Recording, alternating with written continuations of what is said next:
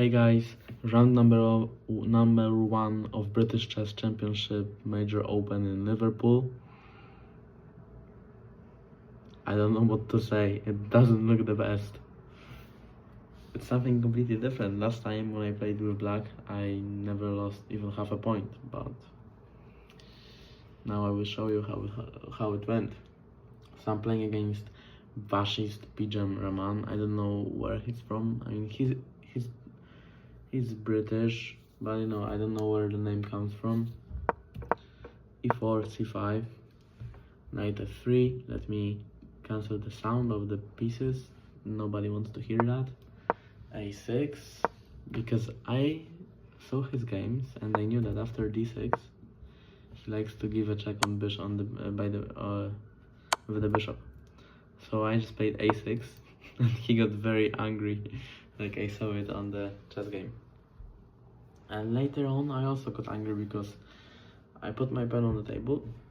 He just took it, like without asking what's going on. He just took the pen. Anyway, knight c6, 3 pawns in the center. We have to take one of them. Knight f6, d6, g6, bishop g7. You know, that's a very good position. And now I've got an excellent idea. Knight g4. After bishop g4, bishop g4.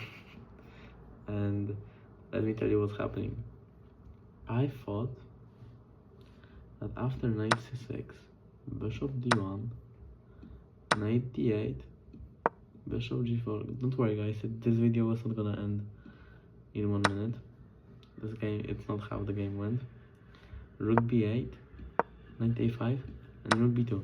And this position, I analyzed it and said, this position is amazing. Because back in my head, I thought that I have 3 pieces left, and we traded same amount of light pieces on the chessboard, but somehow it turns out I'm a light piece down. So this game is completely lost, and this game would finish in like 20 minutes. But happily, this guy took on g4. I took with the bishop, which is actually a good move. This bishop is just very, very... Obviously my bishop is strong, but my bishop only watches in one direction. This bishop is 2-dimensional, I would say. It's very good, so I want to trade it. Knight d4, e5. Yes, I'm making a weakness, but at least I'm keeping my knight in the center. Rook d2. I don't like this move. I like to look at loose pieces, so I already went queen a5 and rook just to watch rook, queen d1, b5, knight d5, which I didn't expect. I expected knight e2, and I would answer with bc, knight d4, ed, rook c4, queen a2, rook d4, and just a draw. We have 5 pawns each,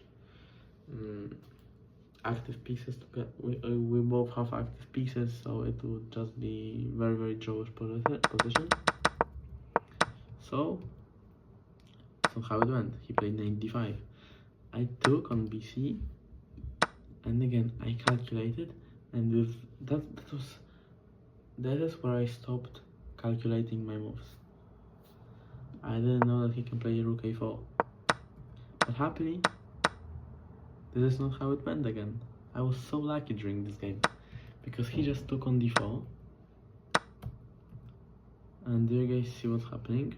My first idea was to play queen c5, knight a7, checkmate, but maybe he wouldn't even see it because I was so lucky today that I would probably get away with this. I played h5, which is not the best. Actually f5 is the best, as after knight f6, no, because I didn't, everything is good, I like f5, but I didn't know what to do after this move, because rook f5 doesn't work, as knight e7, king f7, here and here, and even let's say this move. I am a pawn down, my king is weak. This is, I can surrender. So I didn't see that after this move I can play rook a e8, and after, for example, g3, exchange everything and have a very calm position. I mean, obviously this is difficult to see, but without rook e8, without move rook e8, I just wasn't able to go any further. So really, in this game I should have utilized the weakness of the first rank a lot more. Okay, I played h5, knight f6, king h8, 97, we traded, queen c4, and this is what I showed you before.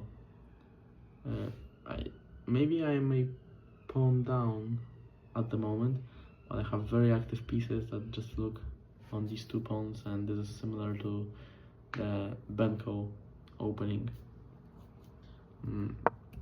I played rook b4, and already this guy spent around, let's say, 10 minutes on the next move, and I played rook b5 after 10 seconds. I still had 18 minutes on the clock. I had rook takes b2. The only chance to get a winning position during this game was to take on b2. Because look, queen a5. By the way, it's a brilliant move. Queen a5. Here, rook b1, checkmate. I mean, obviously you're gonna say that it's not a checkmate because rook e1, but now, yeah, it's a checkmate. After this, let's say rook e1, takes, rook a2. This pawn is a weakness. This pawn is gonna be defended by my king pretty soon. This one is gonna be attacked by my king. This one is gonna go up to a3 for now. And I'm gonna probably win this game. But this is not how it went. I told you guys, I kind of pre-moved in real life rook b5. And after queen a2, rook b3, queen b2, queen e4, we ended up in a very drawish position, and I'm just gonna show you because it's just 0-0. We went here. The only thing that I can tell you about is that I won with a pawn up, so this is something to be proud of.